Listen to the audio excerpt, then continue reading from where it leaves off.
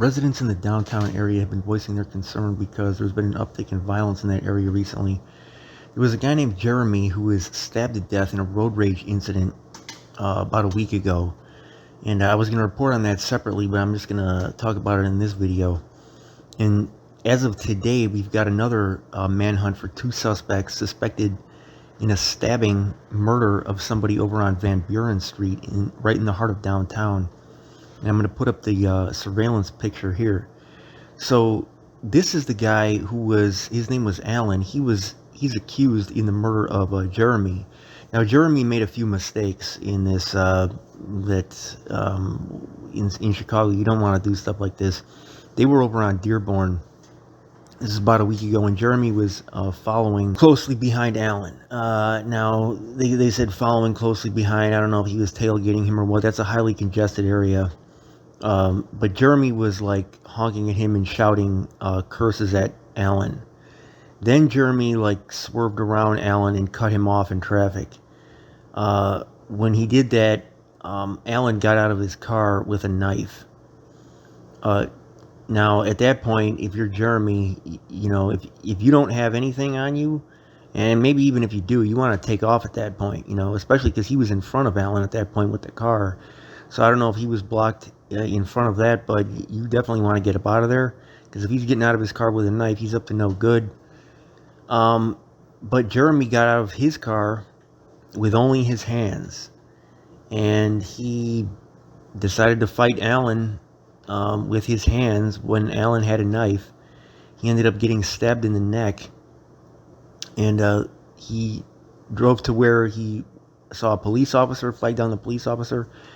The police had him rushed to the hospital, but I guess, I don't know if he lost so much blood because the wound was in the neck, and that's not a good spot to have a wound at all, because you can't tourniquet a neck. You can't, like, if the wound is on the wrist or some other place where you're going to bleed out, you can at least tie that off so that the blood, won't gush out, and you might lose that particular part of your body. They might have to amputate it, but you're not going to die. You can't do that to a neck, because you tourniquet that and you suffocate. So, unfortunately, you want to just apply as much pressure as you can without cutting off your airway, but, sometimes that's not enough. And he passed. So two stabbing deaths there, like in the past, I think, week in downtown. Now, there's also been that shooting death that I just talked about in the weekend recap. And the downtown area, as far as carjackings and robberies, has been absolutely insane. And we just had an incident of that involving a very famous person, at least locally. This is an actor. His name is Barton Fitzpatrick. He's just been robbed at gunpoint. Enforcement agencies reported that the scene could have turned deadly, and he was lucky to come out unharmed. So the robber actually wanted to carjack the vehicle that he was sitting in, this guy, but ended up running away with some of the actor's belongings. According to the Chicago Police Department, the incident took place on Sunday morning when Barton was sitting in the passenger seat of a car.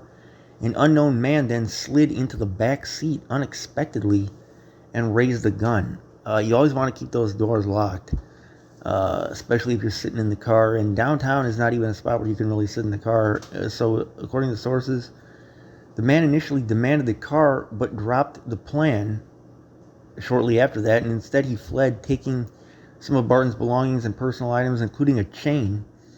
And police were unable to locate the assailant when they arrived at the spot. The guy was long gone, and walking around in Chirac with all those chains on, that's not a move. That's not something I would do, even if I could afford those chains, which I can't. But even if I could, I wouldn't be walking around with those things on, man. That definitely makes you a target. And an investigation is now going on into this incident. Police are on the lookout for the suspect, but no arrests have been made as of yet. So definitely be careful downtown, man. Glad Barton Fitzpatrick is okay. But yeah, the downtown area, you got a lot of guys, especially at night over there, that are, they're up to no good down there, man. Definitely, I had reported on that I think she was an Israeli immigrant or something like that. She was a tourist or some of that nature. She was killed down there. There was a guy, a CEO of some company, some software tech company, who had been killed down there. There's a lot of guys hanging out there down there that are off drugs, mentally ill. A guy, I don't know if you guys remember this, had barged into I think it was a bank with like a knife, and he was just like totally out of his mind, mentally ill or something. But he was just not there at all. I don't know if he was off. I don't think he was off drugs, but hopefully they'll see the warning signs and get some of these guys the help they need before something like this happens. And a lot of this stuff just appears to be totally random, man. This is not like gang-related type violence. So definitely exercise caution downtown. Don't go down there alone. If you got to sit in the car, know that those carjackings are going down there big time. Keep the doors locked and the windows up. And if somebody comes up to you, you got to just floor it up out of there as fast as you can. Always leave yourself an escape route. They teach the police that you never want to get yourself into a situation where you can't immediately get up out of there, where you've got no way out. We learned this in security. When I was working security over at Becker's Dairy on the west side, I made a critical error that almost got me killed. I had backed my car into a spot where there was only one exit, and the thieves came in. Well, it was only one thief. He came in and he blocked off the exit, and then got out of his car, tried to drag me into one of the abandoned buildings that was adjacent to the site. And he was bigger and stronger than I was, and I slipped out of my jacket. And he grabbed me, but I was wearing a jacket, so I slipped out of my jacket and left and ran, and called 911. And man, I'm telling you, it was like the police showed up and they're like, man, you're lucky to be alive right now. Always leave yourself an exit strategy, no matter where you're at. 2 escape routes, not just one, because for them to come from both sides, they're going to need a lot of guys to do that.